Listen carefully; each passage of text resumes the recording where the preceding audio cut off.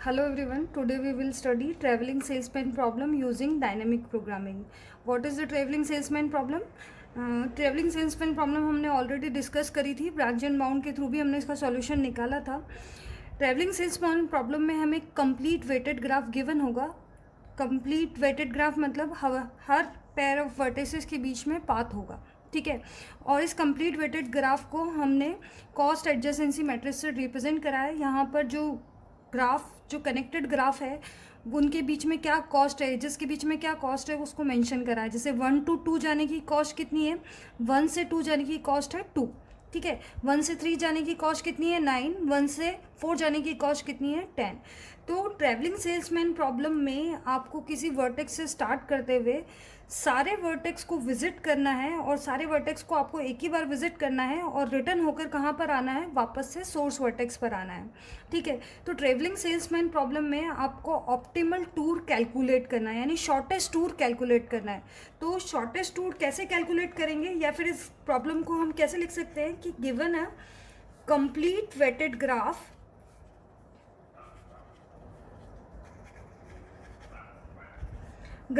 find a minimum weight Hamilton cycle. Hamilton cycle क्या होती है, जिसमें आप किसी वर्टेक्स से स्टार्ट करते हुए सारे वर्टेक्स को रिमेनिंग सारे वर्टेक्स को विजिट करना है, और सारे वर्टेक्स को सिर्फ आपको एक बार ही विजिट करना है और रिटर्न होके कहाँ पर आना है, वर्टेक्स नंबर 1 पर। यानी अगर आपका सोर्स वर्टेक्स 1 है तो आपको रिटर्न होके कहाँ पर आना है, 1 पर आना है। तो अब आपके पास मल्टीपल चॉइसेस हैं, आपको कौन सा चूज़ करना है जिसमें कॉस्ट आपको मिनिमम लगेगी, ठीक है। तो यानी मिनिमम टूर कॉस्ट निकालनी है आपको। तो मिनिमम टूर कॉस्ट कैसे निकालेंगे, तो सबसे पहली अप्रोच जो देख लेते हैं वो कौन सी है, ब्रूट फोर्स अप्रोच। तो ब्रूट फोर्स अप्रोच क्या बोलती है कि अगर आप 1 से स्टार्ट कर रहे हैं, ठीक है, तो आपके पास चॉइसेस है कि आप 2 पर जा सकते हैं, 3 पर जा सकते हैं और 4 पर जा सकते हैं। जब आप 2 पर हैं तो आपके पास अगेन चॉइस है कि अगर आप वर्टेक्स 1 से 2 पर आ चुके हैं तो अब सिर्फ 2 ही वर्टेक्स बचते हैं जिनको आपको विजिट करना बाकी है। 2 से 3 पर चले जाएं या फिर 2 से 4 पर चले जाएं। यहाँ पर भी अगर 3 पर हैं तो आपके पास 2 चॉइसेस है कि या तो आप 3 से 2 पर चले जाएं या 3 से 4 पर। यहाँ पर भी 2 चॉइस है कि 4 से 2 पर जा सकते हैं या फिर 4 से 3rd नंबर के वर्टेक्स पर मूव कर सकते हैं, ठीक है। अब जो ये वर्टेक्सेस बचे हैं, यहाँ पर हमारे पास कितनी चॉइसेस है, ओनली सिंगल चॉइस कि आप 3 से किस पर जा सकते हैं, सिर्फ वर्टेक्स नंबर 4 पर जा सकते हैं। 4 पर से किस पे जा सकते हैं, क्योंकि 1 और 2 विजिट कर चुके हैं, 4 भी आप विजिट कर चुके हैं, तो आपके पास सिर्फ चॉइस कौन सी बचती है, 3 की। इस पर चॉइस कौन सी बचती है, 4 की। और इस पे चॉइस कौन सी बचती है आपकी, 2 की। और यहाँ पर आपके पास चॉइस है 3, और यहाँ पर आपके पास सिर्फ चॉइस कौन सी बचती है, 2 की चॉइस बचती है। और जब आप सारे वर्टेसेस विजिट कर चुके हैं तो वापस आपको कहाँ पर जाना है, सोर्स वर्टेक्स को। तो यानी आप वापस कहाँ पर रिटर्न हो जाएंगे, वर्टेक्स नंबर 1 पर रिटर्न हो जाएंगे, ठीक है। तो ये पॉसिबल नंबर ऑफ पाथ्स हो गए, यानी आपको सारे पॉसिबल कॉम्बिनेशन को ट्राई करना है, जो आपको मिनिमम देगा वो आपका बेस्ट ऑप्टिमल टूर होगा। तो यहाँ पर जैसे यहाँ 3 पाथ है, तो जिसकी भी कॉस्ट मिनिमम होगी वो इस पर्टिकुलर नोड की कॉस्ट बन जाएगी, ठीक है। तो अब इसको कैलकुलेट कैसे करना है, यहाँ पर हम कहाँ से स्टार्ट करते हैं, नीचे से स्टार्ट करते हैं। तो यहाँ से जब स्टार्ट कर रहे हैं तो जब वर्टेक्स नंबर हम 4 पर है तो हमें सिर्फ कहाँ पर जाना है, वर्टेक्स नंबर 1 पर जाना है।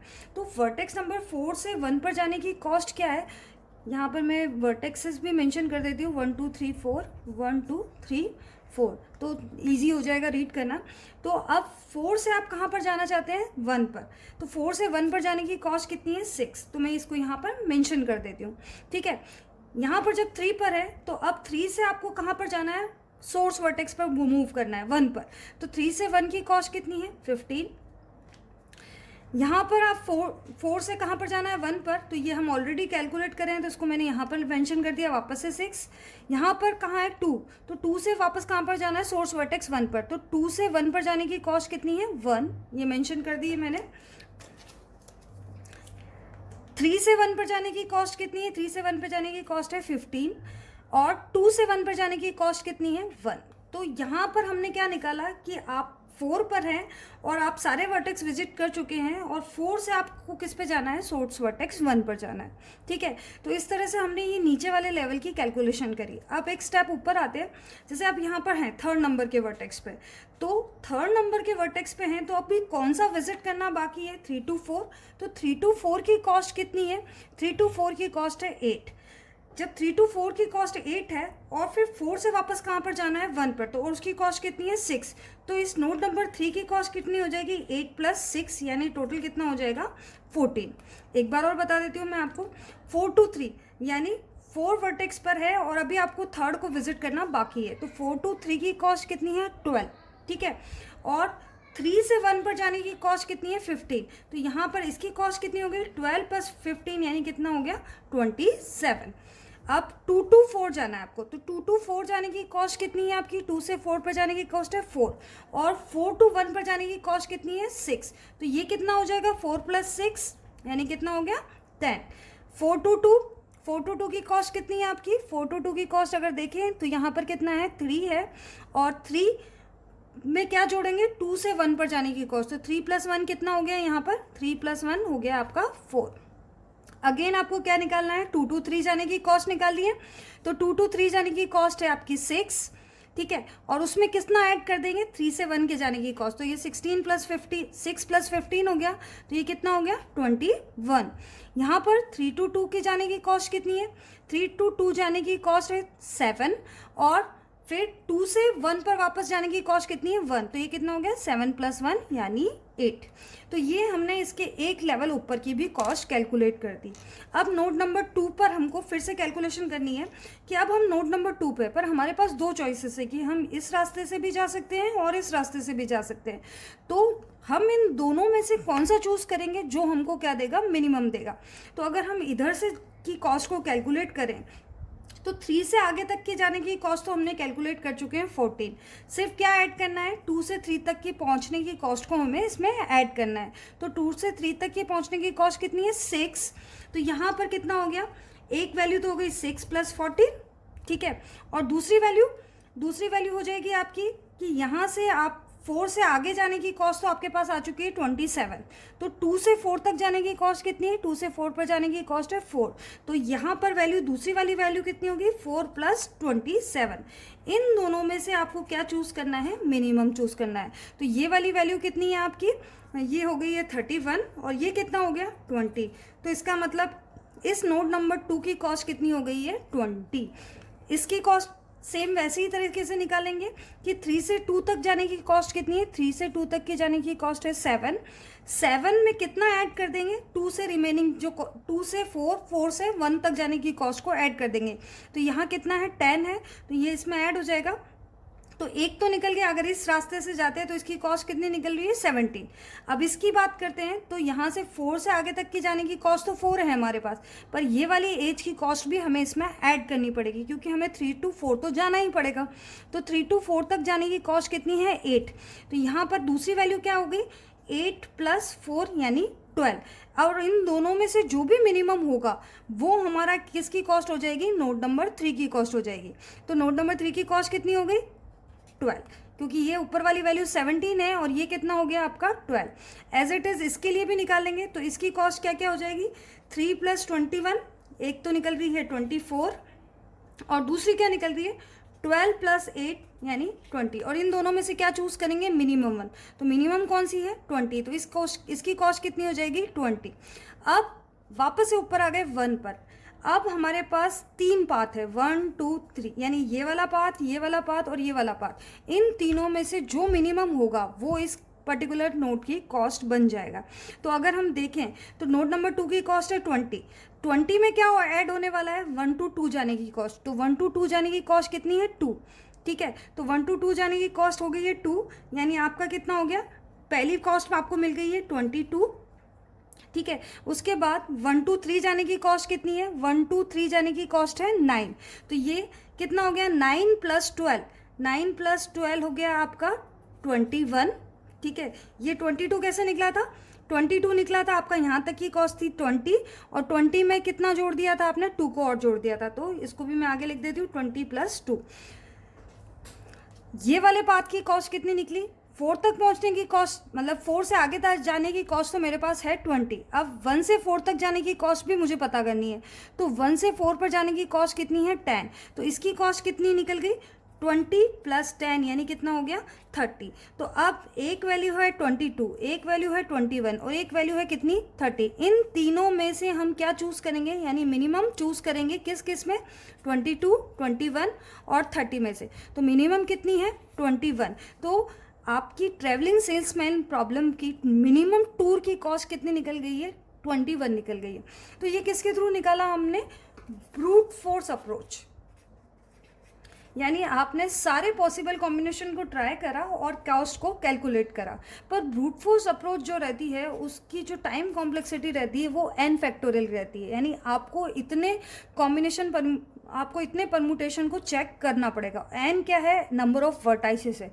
तो अब इतना टाइम की बजाय अगर हम डायनेमिक प्रोग्रामिंग अप्लाई करें तो शायद इस कॉस्ट को हम रिड्यूस कर सकते हैं। तो डायनेमिक प्रोग्रामिंग का आइडिया कहाँ से आएगा, इसी से आएगा। और इस पर्टिकुलर प्रॉब्लम, इस पर्टिकुलर सॉल्यूशन से हम पहले फार्मूला डिराइव करेंगे और फार्मूला से हम क्या करेंगे, डायनेमिक प्रोग्रामिंग के थ्रू इस प्रॉब्लम का सॉल्यूशन कैलकुलेट करेंगे। तो ब्रूट फोर्स अप्रोच में हमें सारे परमुटेशन ट्राई करने पड़ेंगे, ऑर्डरिंग के सारे परमुटेशन ट्राई करने पड़ेंगे कि आप किस ऑर्डर में विजिट करेंगे वर्टेक्स को। तो सारे परमुटेशन ट्राई करने में जो टाइम कॉम्प्लेक्सिटी निकलेगी वो किसके फॉर्म में निकल रही है, n फैक्टोरियल के फॉर्म में निकल रही है। ठीक है, तो जो ट्रैवलिंग सेल्समैन प्रॉब्लम है वो NP हार्ड प्रॉब्लम है। NP हार्ड प्रॉब्लम मतलब अगर आप नंबर ऑफ वर्टाइसेस को इंक्रीज करेंगे या नंबर ऑफ वर्टाइसेस बढ़ाएंगे तो क्या होगा, इस प्रॉब्लम का सॉल्यूशन निकालना और डिफिकल्ट हो जाएगा, क्योंकि आपको उतने ही परमुटेशन कॉम्बिनेशंस बनाने पड़ेंगे। ठीक है, अब ये जो ब्रूट फोर्स अप्रोच का जो आइडिया था, इसी से हम क्या करते हैं, डायनेमिक प्रोग्रामिंग का फॉर्मूला डिराइव करते हैं। इससे हमें डायनेमिक प्रोग्रामिंग का फॉर्मूला डिराइव करना ईजी होगा। तो कैसे डिराइव करते हैं फॉर्मूला, पहले बात करते हैं डायनेमिक प्रोग्रामिंग में। डायनेमिक प्रोग्रामिंग में हम बोलते हैं हमेशा कि हम प्रॉब्लम को किस में डिवाइड करते हैं, सब प्रॉब्लम्स में। तो हम पहले स्मॉलर सब प्रॉब्लम का सॉल्यूशन कैलकुलेट करते हैं और उसका यूज़ करते हुए बिगर सब प्रॉब्लम का सॉल्यूशन कैलकुलेट करेंगे। तो यहाँ पर हम कहाँ से चलेंगे, फिर से बॉटम से ही चलेंगे। बॉटम से होते हुए हम कहाँ पर आएंगे, नोड नंबर 1 पर आएंगे। जो सोर्स वर्टेक्स है, आपको ज़रूरी नहीं कि सोर्स वर्टेक्स 1 ही गिवन हो। हमेशा सोर्स वर्टेक्स आप किसी को भी मानकर प्रॉब्लम का सॉल्यूशन कैलकुलेट कर सकते हैं। और अगर एग्जाम में दिया हुआ है कि सोर्स वर्टेक्स 1 है तो आप 1 से ही शुरू करेंगे। तो अब इसका फॉर्मूला डिराइव करते हैं। तो फॉर्मूला डिराइव करने के लिए हमें क्या करना है कि अगर हमें नोड नंबर 1 की कॉस्ट निकालनी है, ठीक है, तो नोड नंबर 1 की कॉस्ट कैसे निकालेंगे कि आप नोड नंबर 1 की कॉस्ट अगर निकाल रहे हैं g, इसको बोल रहे हैं 1, और जो आपके वर्टेक्स के सेट में से उसमें से आपने क्या माइनस कर दिया, 1 को माइनस कर दिया। क्यों, क्योंकि आप 1 पर तो हैं, यानी आप 1 वर्टेक्स पर तो हैं, आपको रिमेनिंग कौन कौन से वर्टेक्स को विजिट करना है, 2, 3 और 4 को। तो आपको इन तीनों चॉइसेस को कंसीडर करना है कि आप 1 से 2 पर जाएंगे, 1 से 3 पर जाएंगे या 1 से 4 पर जाएंगे। ठीक है, तो वर्टेक्स के सेट में से हमने क्या माइनस कर दिया, 1 को माइनस कर दिया। अब आपको मिनिमम लेना है, किन किन के बीच में से लेना है, मैंने बोल दिया कि 2k less than equals to n। n क्या है, नंबर ऑफ वर्टाइसेस है। तो अगर हम बोलें कि यहाँ पर्टिकुलर ग्राफ में k की वैल्यू क्या क्या हो जाएगी, 2 हो सकती है, 3 हो सकती है, 4 हो सकती है, यानी मेरे पास 3 पाथ है। तो k बिलोंग्स टू 2, 3, 4। और अगर n नंबर ऑफ वर्टाइसेस होंगे तो k की वैल्यू क्या होगी, सोर्स वर्टेक्स के अलावा जो भी वैल्यू होगी वो होगी। यानी कि अगर सोर्स वर्टेक्स 1 है तो k की वैल्यू 2 से लेकर किसके बीच में होगी, n के बीच में होगी। इनमें से आपको क्या लेना है, मिनिमम लेना है। मिनिमम अगर हम इसको देखें कि आपको हर एक में क्या ऐड कर रहे हैं कि 1 से 2 की कॉस्ट में हम जो रिमेनिंग है, इन ये जो 2 पाथ है, 2 से जो आगे वाले जो 2 पाथ हैं उनमें जो मिनिमम होगा उसको हम 1 to 2 की कॉस्ट में ऐड करेंगे।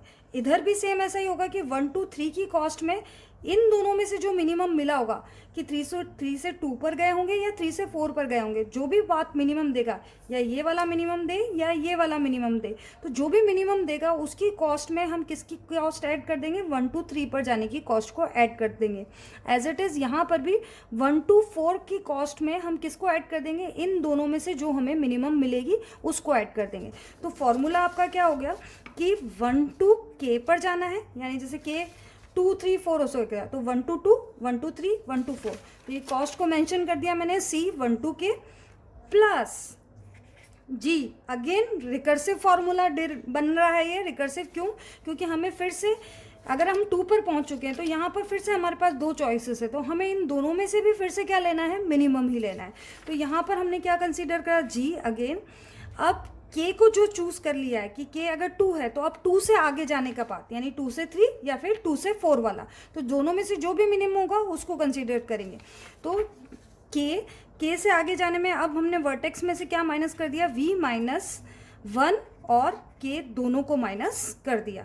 1 और k दोनों को माइनस क्यों कर दिया, क्योंकि 1 तो हमारा सोर्स वर्टेक्स था और k पर हम यानी 1 से 2 पर पहुंच चुके थे, यानी 2 को भी विजिट कर चुके थे। तो अब सिर्फ किसको कंसीडर करना है, या तो 3 को या फिर 4 को। तो ये मेरा क्या हो गया, 1 से वर्टेक्स नंबर 2 3 4 जो 3 चॉइसेस हैं मेरी, उनमें से मुझे जो मिनिमम सेलेक्ट करना है उसका फॉर्मूला बन चुका है। तो अब इस फॉर्मूले को थोड़ा जनरलाइज करते हैं। जनरलाइज फार्मूला इसलिए करते हैं क्योंकि अगर 1 वर्टेक्स हमारा सोर्स वर्टेक्स नहीं है, कोई और रिमेनिंग वर्टेक्स है, तो फॉर्मूला कैसे जनरलाइज होगा। तो जनरलाइज फार्मूले के लिए हमने क्या करा है, इसको लिख दिया है अगेन जी, और 1 की जगह हमने क्या लिख दिया है, आई। ठीक है, इसके बाद अब आपको क्या सेलेक्ट करना है, आपको किसी सेट S में क्या क्या होगा, i के अलावा वैल्यू होगी। इसको यहाँ पर मेंशन भी कर देते हैं, for i not belongs to S। क्यों? क्योंकि i क्या है, मेरा सोर्स वर्टेक्स है। फिर हमको क्या करना है, मिनिमम चूज़ करना है। किस किस के बीच में से मिनिमम चूज़ करना है, कि हम कोई k वर्टेक्स ले लेते हैं जिसको हम किसी सेट S में से चूज़ करेंगे, और कॉस्ट कैसे मेंशन करेंगे, ci2k। ये जैसे यहाँ C12k था, i मेरा सोर्स वर्टेक्स है, तो यहाँ पर 12k हुआ था, तो यहाँ पर क्या हो जाएगा, i2k हो जाएगा, प्लस g। यहाँ पर k की कॉस्ट हो गई, यानी k, अब k तक तो पहुँच चुके हैं, k से आगे रिमेनिंग की कॉस्ट को हमको कैलकुलेट करना है। तो इसको ऐसा लिख दिया, s माइनस k। तो ये मेरा फॉर्मूला क्या हो गया, जनरलाइज हो गया है। ठीक है, जनरलाइज फार्मूला बन चुका है। ये मेरा डायनेमिक प्रोग्रामिंग का फार्मूला हो गया है। इससे हम डायनेमिक प्रोग्रामिंग के थ्रू प्रॉब्लम का सॉल्यूशन कैलकुलेट करेंगे। ये फार्मूला मैंने इसी से बनाया था, आपको समझा दिया मैंने कि कैसे कैसे कैलकुलेट करना है। अब मैं फिर से इस फार्मूले की हेल्प से आपको ये पूरी प्रॉब्लम का सॉल्यूशन कैलकुलेट करके बता देती हूँ। अगर आपको ये समझ में आ गया होगा तो अब आप डायनेमिक प्रोग्रामिंग के थ्रू इजीली इसका सॉल्यूशन कैलकुलेट कर सकते हैं। ठीक है, तो अब कैलकुलेट करना स्टार्ट करते हैं। इस फॉर्मूले को मैं आपको प्रॉपरली लिख दिया है मैंने इस पर। यहाँ पर मैंने एक और चीज़ लिखी, यहाँ पर ये क्या है, i, 5, cost of g i, 5 क्या हो गया कि जैसे अब आप लास्ट वर्टेक्स पर आ गया 4 पर। ठीक है, तो 4 से आपको कहाँ पर जाना है, 1 पर जाना है। अगर आप लास्ट वर्टेक्स 3 पर, तो 3 पर से आपको कहाँ पर जाना है, 1 पर जाना है। तो 3 पर और कोई चॉइस नहीं है, सिर्फ कौन सी चॉइस है, 1 की। तो हम इस फॉर्मूले को हम क्या लिख रहे हैं कि g i, 5 मतलब अब आपके पास और कोई चॉइस नहीं बची है, सिर्फ आपको कहाँ पर जाना है, सोर्स वर्टेक्स पर ही मूव करना है। तो ये वाली कॉस्ट क्या हो जाएगी, ci2 1, जैसे यहाँ पर मैंने निकाली थी ci2 यानी 4 to 1, यहाँ पर निकाली थी 3 to 1। यहाँ हमने देखा था कि 3 से 1 पर जाने की कॉस्ट, यहाँ पर देखा था 4 से 1 पर जाने की कॉस्ट। इस पोजीशन पर हमने क्या देखा था कि 2 से 1 पर जाने की कॉस्ट क्या है।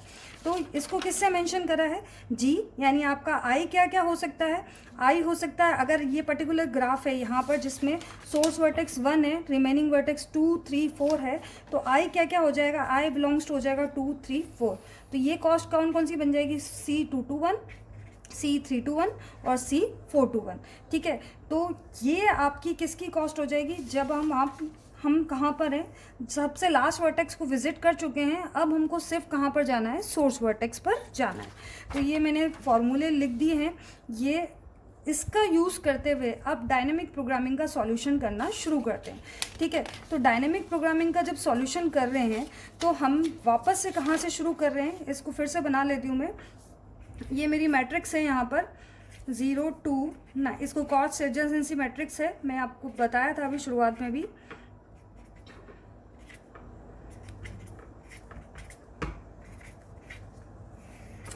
One two three four, 1 2 3 4।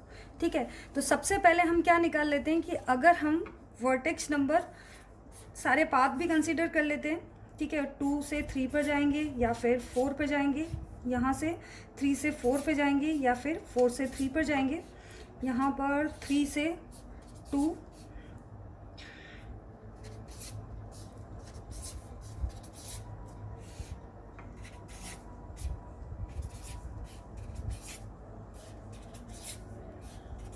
ठीक है। यहाँ पर हमको 1 पर मूव करना है, 1 पे मूव करना है, 1 पे, क्योंकि 1 हमारा क्या सोर्स वर्टेक्स है। तो इस पर्टिकुलर नोड के लिए हम कैलकुलेशन करना स्टार्ट कर रहे हैं। तो जब 4 के लिए सबसे पहले बात कर लेते हैं, स्टार्टिंग से चलते हैं 2, 3, 4 के लिए। तो कॉस्ट ऑफ G2 to 5, यानी आपको 2 से कहाँ पर जाना है, सोर्स वर्टेक्स पे जाना है। तो ये सोर्स वर्टेक्स की कॉस्ट कितनी होगी, C221, और C221 की कॉस्ट कितनी है, 1। तो ये वाली वैल्यू कितनी हो गई आपकी, 1। ऐसे ही हमको क्या निकालना है, G35, इसकी कॉस्ट कितनी हो गई, यानी 3 to 1 जाने की कॉस्ट कितनी हो गई, 15। G4 to 5, 4 to 5 मतलब 4 से आपको कहाँ पर मूव करना है, 4 से आप कहाँ पर जाना है, सिर्फ सोर्स वर्टेक्स पे जाना है। तो 4 to 1 की कॉस्ट कितनी हो गई, 6। ये तीनों कॉस्ट मैंने यहाँ पर मेंशन कर दी। यानी हम नीचे वाले लेवल, यहाँ अगर देखें तो ये तो तो डायनेमिक प्रोग्रामिंग में हमने कहाँ से स्टार्ट करा है, बॉटम से स्टार्ट करा है। तो हमने सबसे पहले वो वाली कॉस्ट निकाल ली कि अगर आप 2 पर हैं तो आपको कहाँ पर मूव करना है, सोर्स वर्टेक्स पर मूव करना है। तो उसकी कॉस्ट आ गई है 1। 3 पर है तो सोर्स वर्टेक्स पर जाने की कॉस्ट आ गई है 15। 4 पर है तो सोर्स वर्टेक्स पर जाने की कॉस्ट आ गई है 6। तो ये कॉस्ट निकल गई है किस लेवल की, इस वाले लेवल की। अब आगे मूव करेंगे। डायनेमिक प्रोग्रामिंग में हमेशा फॉर्मूला क्या है, रिकर्सिव है। रिकर्सिव किस सेंस में हो रहा है, यहाँ पर अगर आप देखें तो अगर ये फॉर्मूला कैलकुलेट करना है तो आपको किसका यूज़ करना पड़ेगा, इस वाले फॉर्मूले का यूज़ करना पड़ेगा। ये आप देखें तो ये भी जी के फॉर्म में है और ये भी जी के फॉर्म में है। यानी फंक्शन जब अपने आप के ही फॉर्म में लिखा होता है तो उसको क्या बोलते हैं, रिकर्सिव फार्मूला बोलते हैं। तो यहाँ रिकर्सिव फार्मूला कैलकुलेट करने के लिए हमें बेस कंडीशन तक पहुँचना पड़ेगा। तो यहाँ पर हमने बेस कंडीशन क्या ली है कि हम कहाँ पर हैं, किसी पर्टिकुलर वर्टेक्स नंबर 2 पर हैं, हम सारे वर्टेक्स विजिट कर चुके हैं, अब कहाँ पर जाना है, 1 पर मूव करना है। तो ये हमारी क्या हो गई है, बेस कंडीशंस हो गई है, ठीक है। तो ये कॉस्ट हमने यहाँ पर लिख दी है। अब एक लेवल और ऊपर जाना है। तो अब जब इनकी कॉस्ट कैलकुलेट करेंगे तो हम इनमें किनका यूज़ करने वाले हैं, इनका यूज़ करने वाले हैं। क्योंकि यहाँ पर डायनेमिक प्रोग्रामिंग में हमेशा जो सब प्रॉब्लम्स हैं, यानी आप सब प्रॉब्लम का सॉल्यूशन कैलकुलेट कर रहे हैं और उसी से लार्ज प्रॉब्लम का सॉल्यूशन डिराइव करेंगे। तो यहाँ प्रॉब्लम्स जो हैं ओवरलैपिंग है, ठीक है। यानी एक प्रॉब्लम का सॉल्यूशन दूसरे प्रॉब्लम में यूज़ होने वाला है। तो अब यहाँ की बात करें तो अभी तक फ़िलहाल हमने क्या कहा कि अब हमारे पास कोई चॉइस नहीं है, हमको सिर्फ कहाँ पर मूव करना है, सोर्स वर्टेक्स पे मूव करना है। यहाँ पर मैंने फार्मूला फिर से लिख लिया है क्योंकि इस फार्मूले का ही यूज़ करना है मुझे। और ये मैंने जो मेरी नीचे वाले लेवल की कॉस्ट थी कि आप पर्टिकुलर 4 वर्टेक्स पर हैं तो अब आपको सोर्स पर मूव करना है, तो उसकी कॉस्ट क्या है, तो 4 से 1 पर, 3 से 1 पर और 2 से 1 पर जाने की कॉस्ट को मैंने यहाँ साइड में मेंशन कर दिया है। अब हम क्या कर रहे हैं, सेट कंसीडर करते जाएंगे। तो अभी सबसे पहले हम क्या सेट कंसीडर कर रहे हैं कि सेट में एक ही एलिमेंट है और फिलहाल मैंने किसको कंसीडर करा है, 2 को कंसीडर करा है। तो इसका मतलब हो गया कि अब मैं कॉस्ट किस किस की निकालूंगी कि 3 से मुझे किस पर जाना है, 2 पर जाना है, या फिर 4 से मुझे किस पर जाना है, 2 पर जाना है। सेट में मैंने कितने एलिमेंट कंसीडर करे हैं, एक एलिमेंट कंसीडर करा। फिर जब नेक्स्ट लेवल पे कंसीडर करेंगे तो हम 2 एलिमेंट कंसीडर करेंगे, फिर 3 एलिमेंट कंसीडर करेंगे, ठीक है। तो छोटी छोटी सब प्रॉब्लम का सॉल्यूशन कैलकुलेट करते हुए हम बिगर सब प्रॉब्लम का सॉल्यूशन कैलकुलेट करेंगे। तो अभी मैंने बोला कि सेट में मेरा क्या है, 2। तो इस 2 तक पहुंचने की कॉस्ट को मुझे कैलकुलेट करना है कि या तो 3 से 2 पर जा सकते हैं या फिर 4 से 2 पर जा सकते हैं। मेरे पास 2 चॉइसेस है। तो यहाँ पर देखिए जैसे ये 2 है तो इस 2 कितनी जगह पर आ रहा है, 2 जगह पर आ रहा है। तो किन किन प्लेस पर, कि 4 से भी जाया जा सकता है और 3 से भी जाया जा सकता है। तो पहले इन दोनों की कॉस्ट कैलकुलेट कर लेते हैं। फिर सेट में हम किसको कंसीडर करेंगे, 3 को कंसीडर करेंगे। तो 3 तक किस किस से पहुंच सकते हैं, 4 से भी पहुंच सकते हैं, जैसे ये रहा 4 से 3 पर भी पहुंच सकते हैं। इसके अलावा 2 से भी हम कहाँ पर जा सकते हैं, 3 पर जा सकते हैं।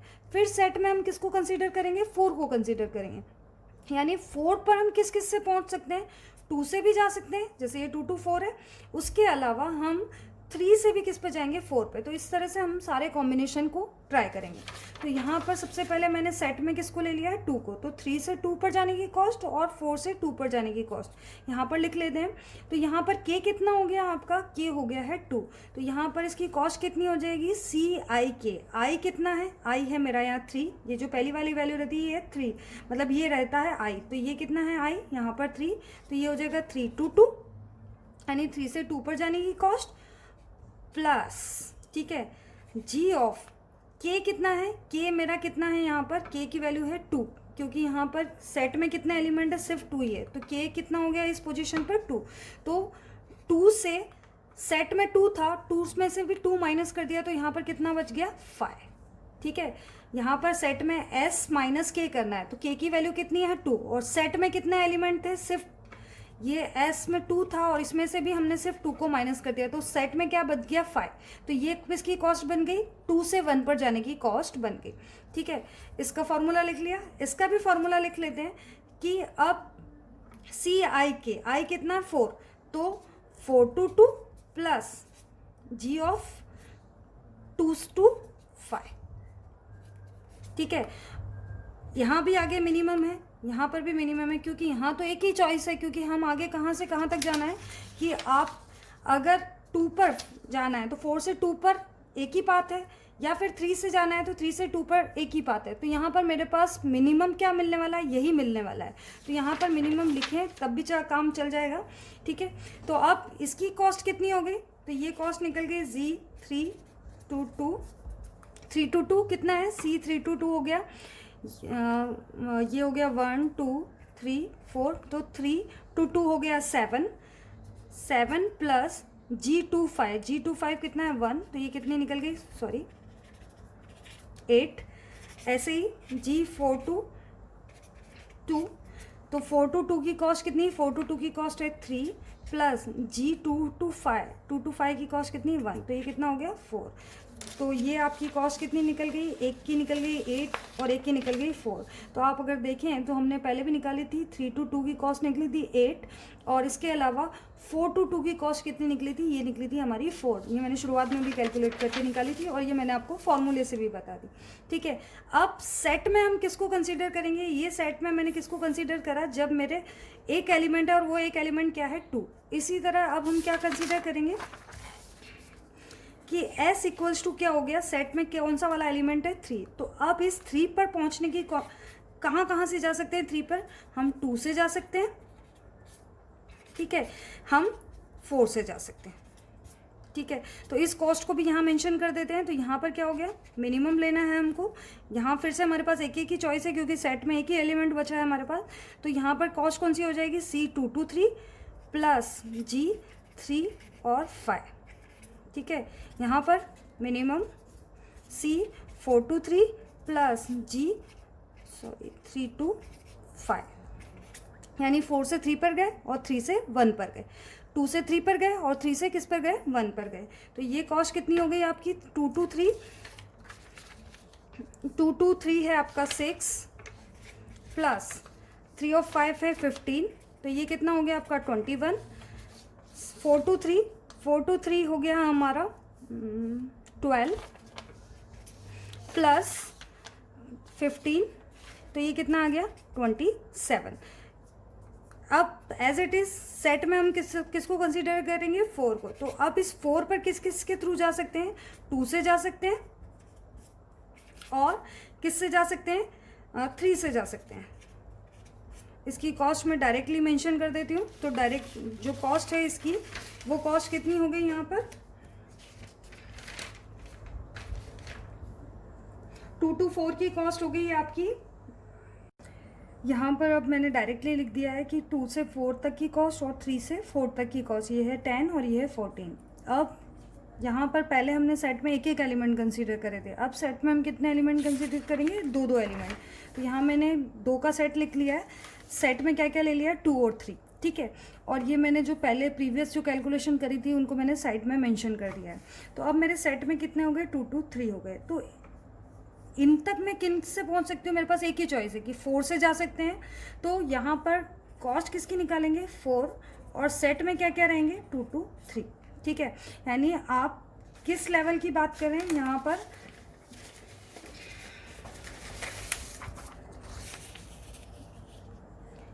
ये वाली कॉस्ट हमने कैलकुलेट कर चुके हैं, अब हम यहाँ पर आ चुके हैं। तो यहाँ पर अगर मुझे कॉस्ट कैलकुलेट करनी है तो मुझे दोनों पाथ को कंसीडर करना पड़ेगा, इस वाले पाथ को भी कंसीडर करना पड़ेगा और इस वाले पाथ को भी कंसीडर करना पड़ेगा। ठीक है, अगर हम जैसे यहाँ मैंने अभी सेट में किसको लिखा 2 2 3, तो यानी 2 2 3 वाला पाथ यानी ये वाला एक पाथ, ये वाला और एक ये वाला पाथ। ठीक है, और किससे स्टार्ट कर रहे हैं हम, 4 से स्टार्ट कर रहे हैं। तो इन दोनों में से हम कौन सा चूज़ करेंगे, मिनिमम वाला चूज़ करेंगे। इधर और इधर दोनों में से जो भी मिनिमम होगा वो इस नोट की कॉस्ट बन जाएगा। ठीक है, तो अब फर्स्ट सेट में किसको ले लिया 2 2 3, सेकेंड सेट में हम किसको लेंगे 2 2 4 को, थर्ड सेट में किसको लेंगे 3 2 4 को लेंगे। जब सेट में 3 2 4 होगा तो आई क्या बन जाएगा 2 बन जाएगा, जब सेट में 2 2 4 होगा तो आई क्या बन जाएगा 3 बन जाएगा। फॉर्मूले में ही पुट करते जाना है वैल्यूज़ को। ठीक है, तो अब ये रहा 4 से स्टार्ट करा है, यानी अब आई ये रहा मेरा। फॉर्मूला भी अगर आप चाहें तो मैं एक बार फिर से यहाँ पर लिख देती हूँ, मेंशन कर देती हूँ फॉर्मूले को भी। तो फॉर्मूला था मेरा GI2S, S मतलब ये मेरा set, minimum K belongs to S, CIK plus GK S minus K। ठीक है, फॉर्मूले को भी मैंने फिर से लिख दिया है। अब मैं आपको ये कैलकुलेट करके बता देती हूँ। तो यहाँ मेरा आई कितना हो गया 4। अब K की दो वैल्यू है, एक 2 2 3 है, 2 है, K एक बार 2 होगा और एक बार K कितना होगा 3 होगा। तो यहाँ पर हम लिख देते हैं मिनिमम। ठीक है, K किस में बिलोंग करेगा, एक 2 और 3 में बिलोंग करेगा, यानी एक बार 2 लेना है और एक बार 3 लेना है। कॉस्ट CIK मतलब C 4 2 2 प्लस G ऑफ, यहाँ K कितना हो गया, K हो गया है मेरा 2, तो ये हो गया K की जगह हमको लिखना है 2, फिर S माइनस K मतलब सेट में कितना था 2 और 3, इस जगह 2 और 3 थे, उसमें से K को माइनस कर दिया यानी 2 को माइनस कर दिया, तो सिर्फ क्या बच गया 3। तो इस जगह क्या आ जाएगा G 2 2 3। इस सेट को सेट लिखना पड़ेगा, मेंशन इस तरह से करना पड़ेगा। तो ये पहली वैल्यू हो गई, कॉमा दूसरी वैल्यू क्या हो जाएगी, अब K किसको कंसीडर करेंगे 3 को, तो C 4 2 3 प्लस G K कितना है 3, तो यहाँ पर 3 मेंशन कर दिया, और S में कितने थे 2 और 3, तो 2 और 3 में से किसको हटा दिया 3 को हटा दिया, तो सेट में कितना बच गया सिर्फ 2, तो यहाँ पर कितना लिख देंगे 2 लिख देंगे। ठीक है, इन दोनों में से हमें क्या चूज़ करना है, मिनिमम चूज़ करना है। तो ये क्या बन गया हमारा कि आपको 2 और 3 वाला चूज़ करना है। तो एक कॉस्ट 4 2 2 ऐड करनी है और एक कॉस्ट 4 2 3 ऐड करनी है, पर किस में ऐड करनी है 2 2 3 वाले में और 3 2 2 वाले में। वही करा है यहाँ पर, 2 2 3 वाले में ऐड करा है, 4 2 2 को किस में ऐड करा है 2 2 3 वाली कॉस्ट में, 4 2 3 में को किस में ऐड करा है 3 2 2 वाली कॉस्ट में, ये रहा 3 2 2 कॉस्ट में। ठीक है, अब इनकी वैल्यू कैलकुलेट करते हैं। तो ये वैल्यू कहाँ आ गई, यहाँ मेंशन कर देती हूँ। इनमें से हमें क्या चूज़ करना है, मिनिमम चूज़ करना है। 4 2 2 की वैल्यू कितनी हो गई 3 प्लस ये वाली वैल्यू हमने ऑलरेडी कैलकुलेट करके रखी, ये रही हमारी, और ये रहा कितना 21, तो यहाँ लिख दिया 21 कॉमा C 4 2 3 की कॉस्ट कितनी है मेरी, ये मेरी मैट्रिक्स में देखिए 4 2 3 की कॉस्ट है 12 प्लस 3 2 2 कहाँ है मेरा, ये रहा 3 2 2, ये रहा 8। इन दोनों में से मिनिमम कितना हो गया मेरा, मिनिमम हो गया है मेरा ये 20 हो गया, और ये कितना हो गया 24, तो मिनिमम कितना निकला 20। अच्छा, एक चीज़ और हमको मेंटेन करके रखनी पड़ेगी, यहाँ पर हम मेंटेन कर देते हैं एक पी वैल्यू की। तो पी वैल्यू क्या बोल रही है कि अगर आप 4 से शुरू हुए और 4 से आपके पास 2 चॉइसेस है कि आप 2 पर जा सकते हैं और 3 पर जा सकते हैं, तो मिनिमम किस में से मिला आपको, यानी इसमें मिनिमम किसने दिया मुझे, इस वाले ने मिनिमम दिया। तो ये वाली वैल्यू कहाँ से मिली, कौन सी वाले वर्टेक्स पर गए, 2 पर गए उससे मिनिमम मिली कि 3 पर गए उससे मिनिमम मिली, तो किससे मिली मिनिमम मुझे 3 पर। ये किस लिए काम आएगी, जब हम आगे पाथ को ट्रेस करेंगे उसके काम आएगी हमें। ठीक है, यहाँ पर दो में से मिनिमम निकालना है, इसलिए मैंने यहाँ मेंटेन करा है, इसमें भी ये मेंटेन करेंगे, पर यहाँ इजीली कैलकुलेट हो जाएंगी क्योंकि यहाँ पर हमारे पास एक ही चॉइस है, या तो 4 से 2 पर जा सकते हैं या 2 से 3 पर जा सकते हैं। यहाँ पर मेरे पास दो चॉइस थी, और उन दोनों चॉइस में से मिनिमम किसने दिया मुझे 3 ने दिया, और उसकी कॉस्ट कितनी आई 20, तो इसलिए मैंने इसको यहाँ पर मेंटेन करके रखा है। अब नेक्स्ट सेट कंसीडर करते हैं। सेट दूसरा कौन सा कंसीडर करते हैं? Set S. उसमें लेते हैं, कौन सा लेते हैं? अब ले लेते हैं हम 3 to 4 ले लेते हैं। तो अब जी किसके लिए निकालेंगे? 2 कंसीडर करेंगे और यहाँ पर क्या लिखेंगे? 3 to 4। तो अब के क्या हो गया? एक बार 3 हो जाएगा और एक बार क्या हो जाएगा? 4। और उसमें से हम क्या निकालेंगे? मिनिमम निकालेंगे। तो के बिलोंग्स टू 3 और 4। तो सबसे पहले क्या निकालेंगे? सी 2 to 3 प्लस, ठीक है, जी ऑफ, अगर आपने के 3 यूज़ करा है तो यहाँ आ गया 3 और सेट में से किसको माइनस कर देंगे? 3 को माइनस कर देंगे। तो यहाँ क्या बच जाएगा? सिर्फ 4 बच जाएगा, ठीक है, कॉमा 2 to 4, क्योंकि के एक बार 3 लिया एक बार 4 लिया, तो यहाँ के अब क्या ले रहे हैं? 4 ले रहे हैं। और आई तो मेरा कितना है? 2 है ही, इसको आई लिख देते हैं, ठीक है, प्लस जी। यहाँ पर अब सेट में 3 और 4 थे, तो अब के कितना है? 4 है। तो माइनस अगर 4 कर देंगे तो कितना बच जाएगा? यहाँ पर यहाँ आपका आया 4 और इस जगह क्या बचेगा? 3, ठीक है। इन दोनों में से आपको क्या लेना है? मिनिमम लेना है। तो यहाँ पर मिनिमम लिख देते हैं। इसकी कॉस्ट क्या है? सी 2 to 3। अगर देखें सी 2 to 3 की कॉस्ट है 6 plus G 3 to 4। G 3 to 4 हमने ऑलरेडी निकाला है, लास्ट में लिखा है मैंने 14, कॉमा 2 to 4। 2 to 4 की कॉस्ट कितनी है? 2 to 4 की कॉस्ट है 4 प्लस जी 4 to 3, ये भी मैंने पहले से निकाल के रखा है 27। इन दोनों में से मिनिमम कौन सा है? ये 20। तो यानी इसकी कॉस्ट कितनी हो गई? 20 हो गई। अच्छा, यहाँ पर फिर से मुझे मेंटेन करना है कि पी वैल्यू मेंटेन कर रहे हैं कि 2, 3 to 4 किस के वैल्यू के लिए मुझे मिनिमम मिला? आगे वाली के की 3 वाली वैल्यू के लिए मुझे मिनिमम मिला। तो इसको भी मैंने यहाँ पर मेंशन कर दिया, ये भी मेंटेन करके रखा, ये हमें पाथ के लिए ज़रूरी लगेगा। एज इट इज़ अब सेट में हम किसको कंसीडर कर लेते हैं? यहाँ पर 2 to 3 हो चुका है, 3 to 4 हो चुका है, तो अब एक लास्ट सेट बच गया 2 to 4। कौन सा वाला 2 to 4? ये देख लीजिए आप कि एक बार 3 to 4 को कंसीडर कर लिया, एक बार 2 to 3 को कंसीडर कर लिया। अब कौन सा वाले सेट को ले रहे हैं? 2 to 4 वाले। यानी आप 3 से 2 चॉइसेस है कि या तो 3 से 2 पर जाएं या 3 से 4 पर जाएं। तो जो वाला भी पाथ मिनिमम होगा, जो भी मिनिमम कॉस्ट होगी, वो ये इसके लिए कॉस्ट बन जाएगी, ठीक है। तो ये कॉस्ट बन जाएगी आपकी, ये लिख देते हैं जी 3, सेट में हो गया 2 और 4, ठीक है। अब मैं डायरेक्टली वैल्यू लिख रही हूँ। यहाँ पर किस किस के बीच में से मिनिमम मिलेगा मुझे? यहाँ पर मिनिमम मिलेगा मुझे C 3 to 2 plus G 2 to 4, C 3 to 4 plus G 4 to 2, ठीक है।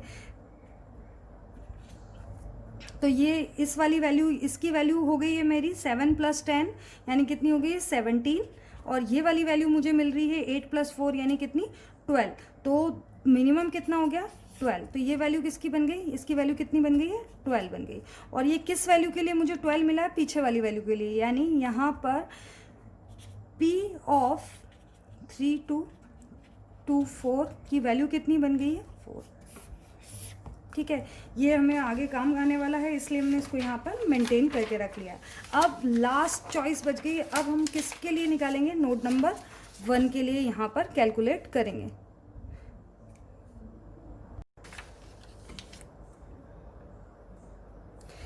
अब लास्ट हम इस वाले नोड के लिए कैलकुलेशन करेंगे। तो हमारे पास 3 पाथ में से हमें क्या चूज़ करना है? मिनिमम चूज़ करना है, ठीक है। तो आई कितना हो जाएगा? 1 हो जाएगा। और सेट में हम कितने एलिमेंट कंसीडर करने वाले हैं? 3, ठीक है। तो 3 कौन कौन से हो जाएंगे? 2, 3 और 4। तो अब सेट हो गया S 2, 3 और 4, 3 एलिमेंट हो गए, ठीक है। और आई की वैल्यू कितनी हो गई? 1। इन में से हमें क्या, जो भी मिनिमम देगा, इन 3 पाथ में से जो भी मिनिमम देगा वो हमारा क्या हो जाएगा? ऑप्टिमल टूर हो जाएगा। तो यहाँ पर आप कॉस्ट को मेंशन कर देते हैं। 3 पाथ है हमारे पास, तो तीनों पाथ के लिए वैल्यू कौन कौन सी हो जाएगी? सबसे पहले देखिए फॉर्मूले में ही, तो सी आई के, तो आई तो मेरा कितना है? 1, और के क्या है? 3 चॉइसेस है, 2, 3, 4। तो एक बार 2 ले लेते हैं, फिर 3 ले लेंगे, फिर 4 ले लेंगे। तो सबसे पहले 2 ले रहे हैं, ठीक है। तो अब आपका आ गया है सी, यहाँ आ गया 1, 2 प्लस जी ऑफ के कितना लिया है हमने? के लिया है हमने 2। तो रिमेनिंग कौन कौन से बच गए? 3 और 4। दूसरा हो गया हमारा 1, 2, 3 प्लस जी ऑफ के लिया है 3, तो सेट में कौन रहेंगे 2 और 4। तीसरा C 1 2 4 यानी के यहाँ 2 के 3 के 4, ठीक है। जी 4 लिया है तो सेट में कौन कौन रहेंगे, सेट में रहेंगे मेरे 2 और 3, ठीक है। इन तीनों में से जो भी मिनिमम होगा वो इसकी कॉस्ट बन जाएगा, ठीक है। ये वाली वैल्यू और ये वाली वैल्यू और ये वाली वैल्यू हमने इससे प्रीवियस ही कैलकुलेट करी थी, तो अब हमारे लिए आसान हो गया। यहाँ